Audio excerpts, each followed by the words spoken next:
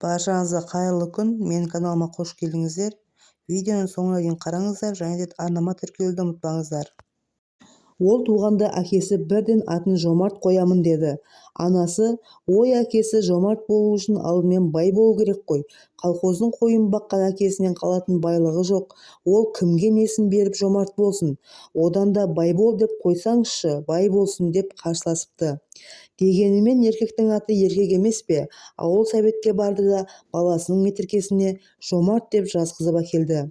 Жомарт болады, биылдан бастап қойларым егізден қоздап, мен озат чопан боламын. Содан ұлыма мал жинаймын.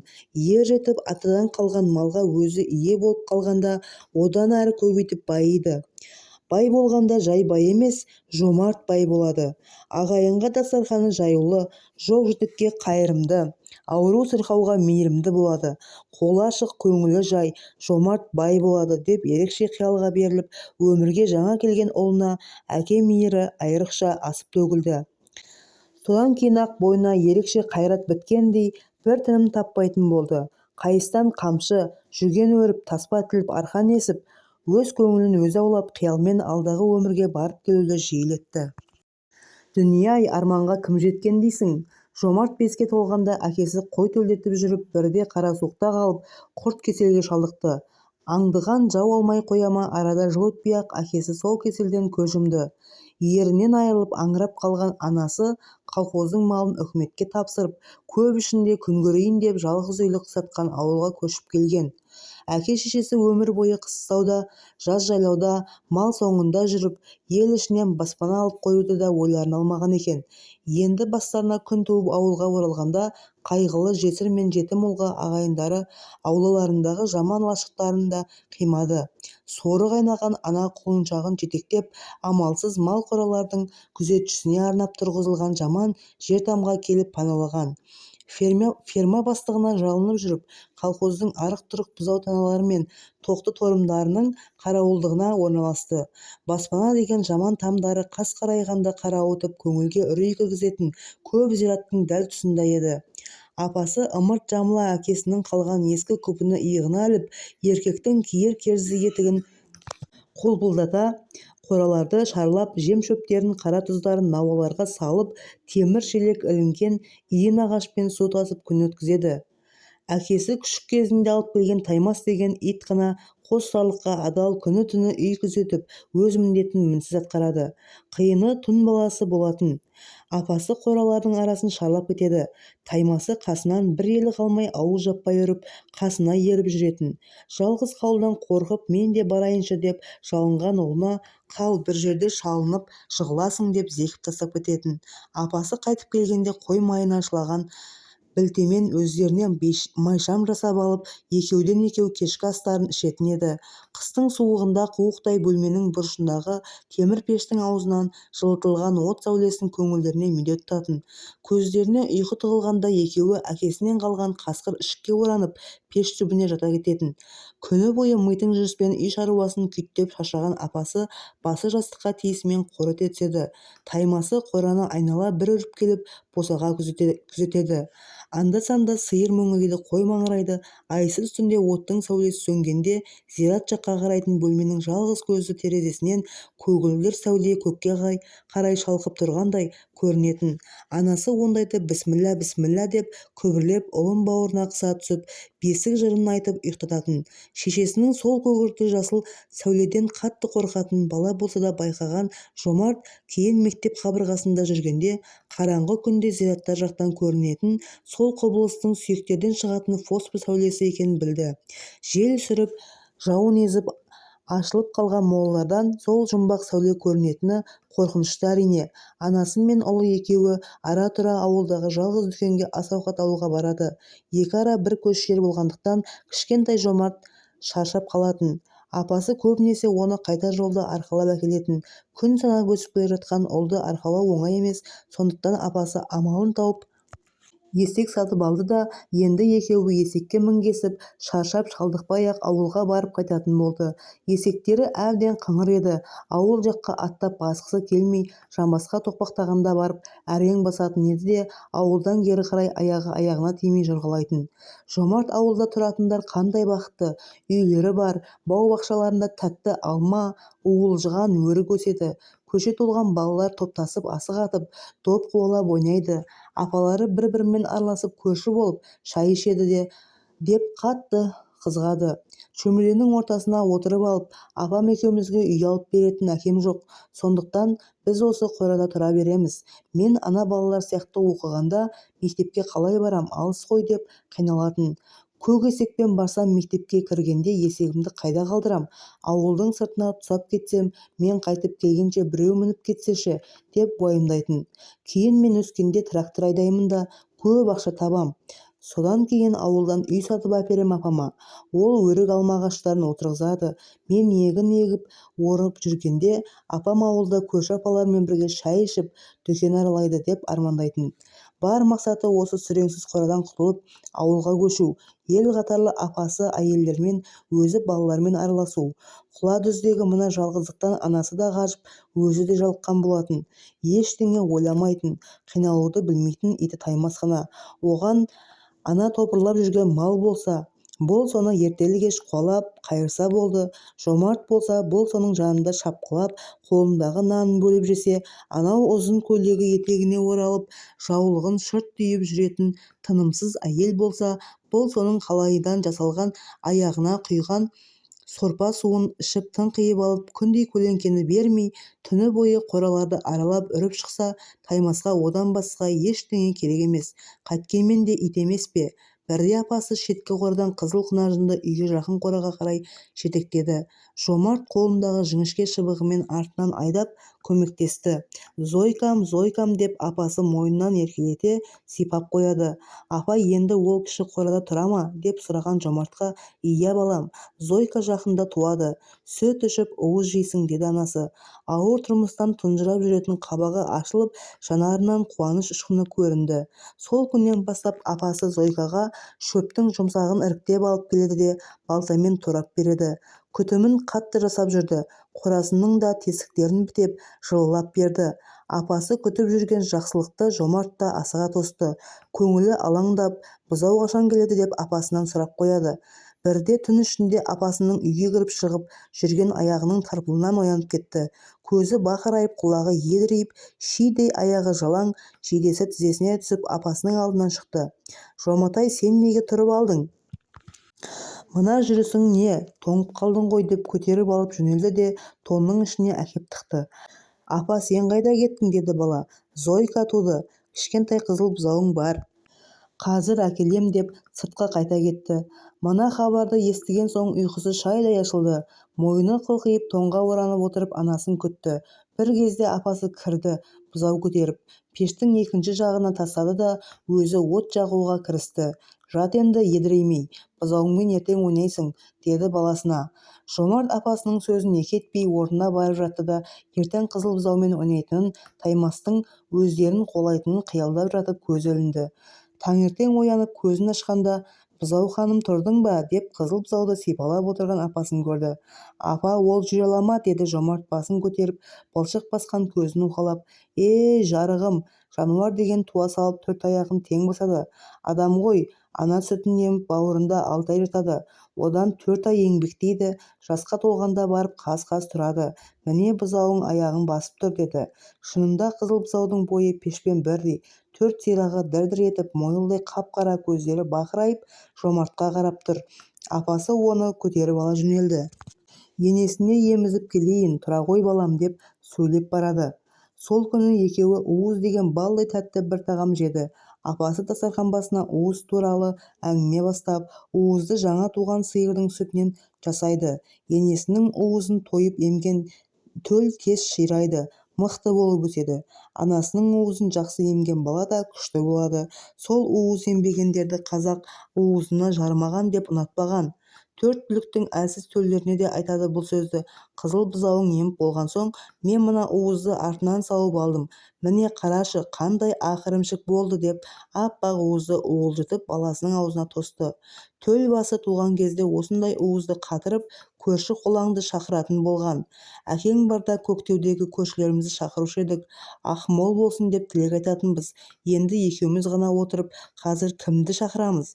Мен ертең уыз қатырайын, сен нағашыларыңа апарып бер, деді анасына Жомартқа. Түске қарай апасы есегін ерттеп қолына кішкентай қамшысын ұстатып тұрып, Жоматай, сен үлкен жігіт болдың, жолда есегің үркіп кетпесін, сипай қамшылап байқап жүр, мына уызды нағашы апаңа жеткіз деп қалтаға салынған уызды ердің артына байлап берді де біраз жетектей түсіп ауылға баратын жолға салды. Жомарт еріп келе жатқан Таймасты иегімен нұсқап, апа, Таймасты ала кетейін, маған ерсін деп еді. Анасы, болмайды ұлым, ауылға жақындағанда бүкіл ит шабаланып есіңді шығарады. Есекке ит жүгірмейді, ит итке қас, әрқайсысы өз күшін көрсеткісі келеді, деді. Тізгінді Жомарттың өзіне ұстатты. Таймас арсалаңдап есектің алдына бір шықты да үйге қарай беттеген әйелдің шақыруына жалт бұрылып артынан ере жөнелді. Жомарт өмірінде бірінші рет жалғыз өзі жолға шықты. Апасынан алысымен шалбырға қолы жабысып қалды. Екі көзі қара жолда, жанары анау көз ұшында ағараңдаған ауылда. Есегінің арқасы ойқы-шойқы жерлерде қисалаң-қисалаң етіп, жамбасын әрі-бері қозғап қояды. Сондай сәттерде құлап қалмайын деп намысқа тырысып тақымын қысып отыр. Бір кезде көңіліне алаң кірді. Ана бейіт жақтан топ қасқыр шауып келсе қайтем, өткенде жоғарғы ауылдың бір есігін қасқыр тартып кетіпті деген еді апам. Қасқыр есекке өшпе екен деген сияқты қорқынышты ойлар келді. Біреу өкшелеп келе жатқандай артына жан-жағына бұрылып қарайын десе, қорыққаннан басы тіке қатып қалды. Жүрегі ерекпіп қамшыны батыра салады. Есек те иесі қамшы салған сайын аяғына тимейді. Сол жортқаннан жортып отырып, Жомарт нағашысының үйіне бір-ақ келді. Әй, мына жібектің ұлын қараңдар, жалғыз өзі қорықпай бейіт жақтан келіпті. Ой батырым-ай, деп нағашы апасы алдынан шыққанда, сол үйдегі балалардың алдында мерейленіп қалды. Есегінен әлдеқандай болып түсіп, оны қашаға байлап, апасы берген қалтаны нағашы апасының қолына ұстатты. Анасының алғашқы тапсырмасын тастай етіп орындаған Жомарт күн ұясына отыра аман-сау қора тұрағына жақындады. Оны алдымен Таймас байқады. Көк есектің үстіндегі жұдырықтай қожайынын алыстан танып, үріп-үріп жіберді де арсалаңдай алдынан жүгіріп шықты. Таймас, Таймас деп Жомарт та айқай салды. Өзі үлкен іс тындырып, нағашыларынан адам болып қалыпты деген мақтау естіп, мерейі өсіп келе жатқан бала үйге жақындаған сайын есегін бүйірге тебініп қояды. Анасын көргенше асық. Апасы неге көрінбейді? Қораның қашасына есегін байлап салып үйге жүгірді. Қолындағы шүберек қалтада нағашы апасының беріп жіберген сәлемдемесі бар еді. Анасының сәлемдемесін оларға жеткізіп, олардың сәлемдемесін анасына аман-есен әкелгеніне жүрегі алып-ұшып қуанып тұр. Жалғыз бөлменің сықырлауық ағаш есігін шалқайта ашып, апа деп айқайлады. Тым-тырыс, ешкім жауап бермейді. Үй іші ала-көлеңке, жан баласы көрінбейді. Алақтап қайта далаға шықты. Қызыл бұзаудың жанында шығар деп кіші қораға жүгірді. Жан таласып жүріп жапаға сүрініп жығылды. Абырой болғанда жерге жалп ете түспей денесін тіктеп қалды. Тек қолындағы қалтасы анандай жерге ұшып түскен еді. Тағы да апа деп үрейлене дауыстағанда ол «О, не құлыным» деп қора ішінен шыға келді. Жомартты көріп қуанып, «О, жасаған бергенім, келіп қойдың ба?» деп баласына ұмтылды. Келе кең құшағына орап алды. Апасының өзіне ғана тән әлемде жоқ иісі мұрнынан еніп, тұла бойын жайлап, жан дүниесін елжіретіп жіберді. Кішкентай қолдарымен кеудесінен орай тас қып құшақтап жібермеді. Қолы сәл босаса да айырылып қалатындай, анасы оның күн сіңген төбе шашынан мейірі қанғанша иіскеп тұрып, ерекше рахатқа бөленді. «Жоматай, жақсы жаңалығым бар, жаңа ғана қара құнажында туды», деді анасы. «Майка-ма?» деп қуанып кетті Жомарт. Анасы қызыл құнажын мен қара құнажынға Зойка, Майка деп ат қойып алған. Бұл екі сиыр да колхоздың малдары. Сонда да апасы жеке меншігіндей ерекше қарайтын. Әне енді Майканың қара бұзауының үстін тазалап, үйге апарғалы жатыр. Екі құнажынды жаздай сауып, құрт жасап, май шайқап, ауылдағы дүкенші қайынсіңлісімен тіл табысып, қарындағы майын саттырып, ақша жинап жүрді. Екі ортаға қатынайтын Жомарт Дариға тәтесіне майды, құртты апарады. Ол берген ақшаны жаңқылдасына салып, аузын түйрегішпен түйреп, анасына алып келеді. Бір күні дүкеннен көңілденіп қайтып келе жатқан алдынан таймасы шықпады. Есік алдында бригадирдің қырагері байлаулы тұр екен. Кіші қораның алдында Таштек бригадир шегірткенің айғырындай болып, өзінен биік апасына айғайлап, қолындағы қамшысын үйіріп тұр. Апасы басы төмен салбырап, жылап қалыпты. Колхоздың малын неге өз меншігіңе пайдаланасың? Құрт май сатып ақша таптың. Сен саудагер алып сатар деп ұстатып берем, түрмеде шіртем, балаңмен қаңғытып жіберем деп қаһарланып, жіпсік көзінен от шашып, апасына таптап берді. Мына сұмдықтан шошыған бала есектен түсе сала жүгіріп барып, ұрма апамды деп бригадирдің балағына жармасты. Бойы жетпесе де секіріп қолындағы қамшысын тартып алмақ болды. О, қасқырдың бөлтірігі, сен немене деп бригадир енді апасына көтерген қамшысымен Жомартты арқадан тартып жіберді. Баласының шар еткен даусынан есін жинаған ана көзі қарауытып еркектің жағасына жармаса кетті де бір-ақ сәтте жерге алып ұрып астына салды. Кішкентай еркек қайратты әйелдің бауырында тыпырлап, аузынан ақ ит кіріп көк ит шығып жатыр.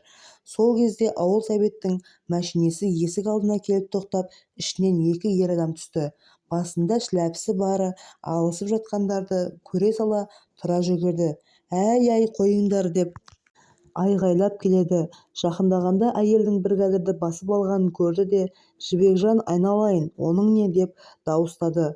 Апасы, көрсетейін мен саған жетімді басынғанды, баламды саған сабатып қойып қарап тұрам ба, деп бажылдап бригадирдің кеудесінен қыса түсті. Басындағы жаулығы ағараңдап анадай жерде жатыр. Жыландай қос бұрымы кеудесіне түсіп, астындағы еркектің жүзін сабалайды. Ауыл совет келе сала әйелді еркектің үстінен жұлып алды да, не болды сендерге, баладан ұялмайсыңдар ма, деді. Апасы мына таз жетім баланы сабады, әне қамшының ізі арқасында, деп келгендердің назарын Жомартқа аударып, май саттың, түрмеге жабам деген қоқан-лоқысын тіпті бригадирдің өзіне де ұмыттырып жіберді. Мәшинеден түскен екінші адам Жомарттың әкесімен аталас Мұқан деген кісі еді. Келіннің мына сөзін ести сала, ой, әкеңнің шірікпас, менің бауырымнан қалған жалғыз тұяқты сабайтындай сен кімсің? Өзің коммунистсің, қазір партия жиналысына салдырам. Жетімге күн көрсетіп, жесір қатынды жылатқаның үшін, деп бригадирге тап берді. Оны ауыл совет әрең ұстап алды. Мына бәлелерге қайдан тап болдым деп шошыған бригадир бірдеңе деуге шамасы келмей атына міне қашты. Жомарт бағанағы жеген қамшысын ұмытып, апасының бригадирді басып алып, шомалап жатқанына қарап, одан ағайынның өздеріне болысқанына қуанып тұрған. Апасы жерде жатқан орамалын тауып алып, басына орай салды да, қайнаға кешіріңіз деп аңырап жылап тұрып, оң тізесін басып қайнағасын сәлем салды. Рахмет шырағым, бұл не болғаны, деді үлкен кісі келініне қарап. Апасы жылап тұрып, баласының жейдесін көтеріп, қамшы тиген арқасын көрсетті. Айқыштана түскен қамшы ізінен қан шықпаса да, домбығы бісіп қызарып тұр еді. Мен оны парткомға айтам, үстінен арыз түсір, қызыл билетін үстелге тастаттырам, деп туысқаны әлі кінжіліп тұрды. Мен жетіскенімнен мына зираттың жанында малмен бірге жатып жүрмін бе? Байым қой соңында жүріп өлді. Басымызда баспана да жоқ, ұлымды жетектеп қаңғып жүрмін осында, деп апасы да жылап қояр емес. Келіннің айтып отырғанына күйіп кеткен туысы, әй, ауыл совет, сен осы елдің иесі емеспісің? Колхоздың малын бағып жүріп өлген қойшының бала-шағасын неге қаңғытасыңдар? Мен ертең райкомға барам, деп доңайбат көрсетті. Жомарттың үлкендердің сөзінен ұққаны, апасын ешкімге ұрғызбайтын күшті болуы керек. Бригадирдің бүгінгі апасына істегенін бәрібір үлкен жігіт болғанда қайтарады. Осы айқай-шудан соң бригадир өз ағайындарын алып келіп, апасы екеуінің кешірім сұрап, ауыл совет пен партком, колхоз төрағасы бәрі жиналыс өткізіп, колхоздың қойын қорғаймын деп жүріп, ауруға ұшырап, қайтыс болған шопанның отбасына қамқорлық деп, апасына қам кірпіштен қаланған ауыл шетінде бос тұрған қоржын тамды берді. Апасы екеуі оның сыртын сылап, ішін әктеп, оймақтай үй жасап алды. Оған жанастырып ұсақ-түйек малға қамыстан қора жасап қойды. Мектепке барсам ауылға қалай жетем деп уайымдап жүрген Жомарт сол үйге көшіп барғанда қатты қуанды. Таймас пен көк есекті де өздерімен алып кетті. Апасы май сатып жиған ақшасына бір ұрғашы бұзау сатып алды. Бұл өседі, құнажын болғанда саған бұзау туып береді. Содан уыз жеп сүт ішесің деді. Тағы 5-6 қоз сатып алды. Жазда апасы екеуі қырдан шөп өріп, қырманда істеп жем алып, малдарына қыстық азық әзірледі. Міне, біз де ел қатарлы үй болдық. Сен жігіт болып маған көмектестің, деп апасы Жомарттың мақтауын келістіріп, оған Жомарттың төбесі көкке бір елі жетпей қалып, күні бойы өз-өзіне риза болып жүрді. Видеоны соңына дейін көргендеріңізге рахмет. Арнама тіркелуді ұмытпаңыздар, сау болыңыздар.